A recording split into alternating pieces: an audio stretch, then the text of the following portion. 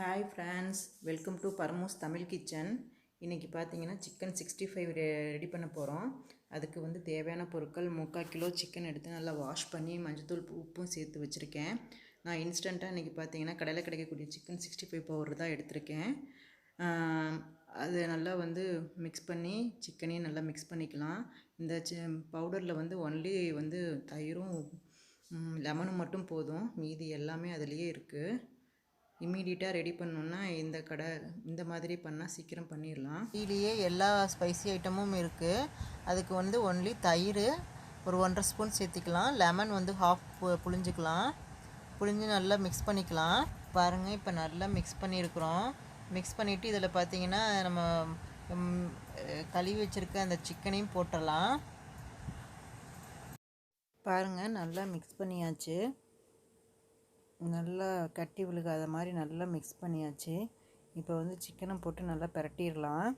அதில் காரம் எல்லாமே கரெக்டாக இருக்குது. காரம் உப்புலாம் பாருங்கள் நல்லா பிரட்டியாச்சு.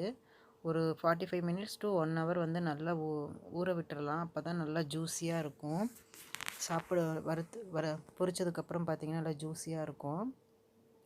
அந்த எலுமிச்சப்பழம், அந்த தயிர், அந்த மசாலா எல்லாம் மிக்ஸ் ஆனதுக்கப்புறம் போட்டு 1 ஹவர் நல்லா மேக்னேட் பண்ணிக்கிட்டு பொரிச்சோம்னா அதோட ஜூஸியே வேறு செமையாக இருக்கும். அதனால் ஊற வச்சுக்கலாம் கொஞ்சம்.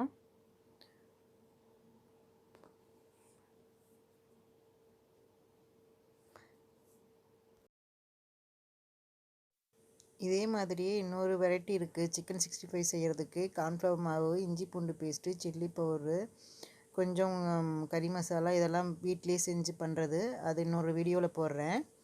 இப்போ பார்த்திங்கன்னா நல்லா ஊறிடுச்சு.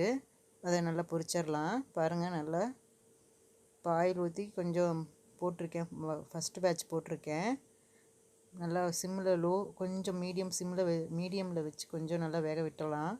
இப்போ பாருங்கள், ஜூஸியான சூப்பரான சிக்கன் 65 ரெடியாக இருக்குது. பார்க்கவே எம்மியாக இருக்குது. இதே மாதிரி நீங்களும் செஞ்சு பாருங்கள்.